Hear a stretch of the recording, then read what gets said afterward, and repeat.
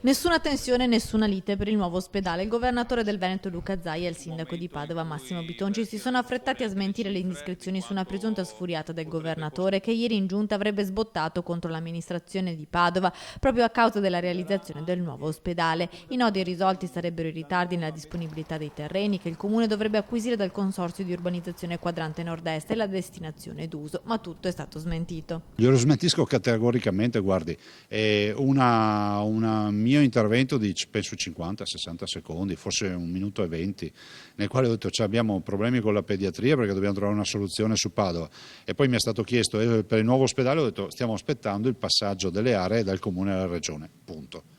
Evidentemente qualcuno voleva approfittare della disponibilità del giornale e del giornalista per far dire la sua a qualcun altro.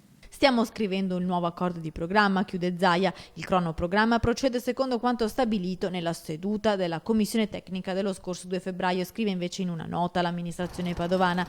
La messa a disposizione dell'area di Padova Est da parte del comune dovrebbe avvenire entro il 30 giugno 2016. Il piano di lottizzazione già depositato e consultabile prevede la cessione gratuita da parte del consorzio di urbanizzazione Quadrante Nord-Est dell'area identificata al comune a Padova Est, si legge in chiusura della nota dell'amministrazione comunale.